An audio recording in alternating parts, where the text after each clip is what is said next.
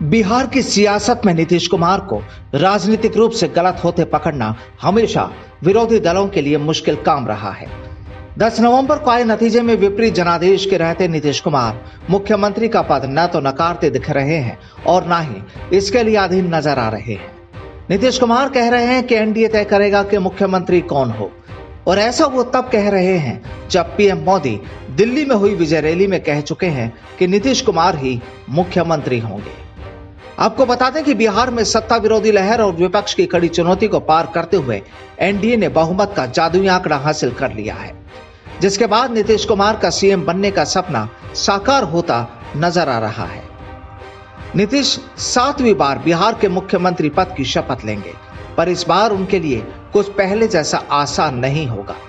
इस बार सियासी समीकरण और हालात दोनों ही अलग हैं, जिसके चलते नीतीश कुमार के सामने चुनौतियां भी कई हैं। एक तरफ तो उन्हें मजबूत विपक्ष का सामना करना होगा, तो दूसरी तरफ अपने 4 सहयोगियों के साथ संतुलन साधकर रखना होगा।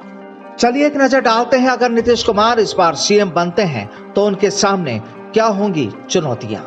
सहयोगी दलों के साथ संतुलन। नीतीश कुमार अभी तक एकमात्र सहयोगी बीजेपी के साथ सरकार चलाते रहे हैं, लेकिन इस बार एनडीए में 4 सहयोगी हैं। इस बार बीजेपी के अलावा जीतन राम मांझी और मुकेश सहनी की पार्टी भी गठबंधन का हिस्सा है, बल्कि सरकार चलाने के लिए जरूरी बहुमत के आंकड़े के भागीदार भी हैं। एनडीए को ऐसा जनादेश मिला है जिसमें नीतीश की कुर्सी के 4 पाए के 4 मालिक हैं। सरकार पर नियंत्रण कैसे रखेंगे? नीतीश कुमार पूरी मजबूती और बिना हस्तक्षेप के काम करने वाले मुख्यमंत्री माने जाते रहे हैं। नीतीश के लिए सरकार चलाने और खुलकर निर्णय लेने की आजादी पहले जैसी नहीं होगी। नीतीश कुमार को अपने नियंत्रण में रखकर शासन करने की चुनौतियों का सामना करना होगा। ऐसे में देखना है कि इस बार सरकार पर किस तरह से वो नियंत्रण रख पाते हैं और किस तरह फैसले लेते हैं। मंत्रिमंडल में जेडीयू अल्पमत में रहेगी। एनडीए में बीजेपी सबसे बड़े दल के रूप में है और जेडीयू दूसरे नंबर की पार्टी है। ऐसे में नीतीश कैबिनेट में बीजेपी और जेडीयू ही नहीं, जीतन राम मांझी की, हम और मुकेश सहनी की वीआईपी पार्टी को भी मंत्री पद देने होंगे, क्योंकि उनके सहारे ही बहुमत का आंकड़ा है। इस तरह से जेडीयू मंत्रिमंडल में अल्पमत में होगी। मजबूत विपक्ष का सामना भी होगा।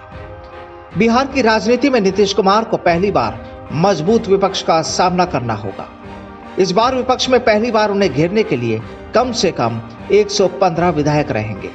विपक्ष न सिर्फ संख्या बल बल्कि तेजस्वी यादव इस चुनाव में एक मजबूत नेता के रूप में उभरे हैं। ऐसे में विपक्ष नीतीश कुमार को असहज करने की हर कोशिश करेगा। नीतीश को अपनी खोई इमेज पाने की चुनौती। नीतीश कुमार भले ही सत्ता में वापसी कर गए हों, लेकिन चुनाव में जिस तरह से उनके खिलाफ लोगों की नाराजगी देखने को मिली है, उससे नीतीश कुमार की सुशासन बाबू की छवि थी, उसे गहरा धक्का लगा है।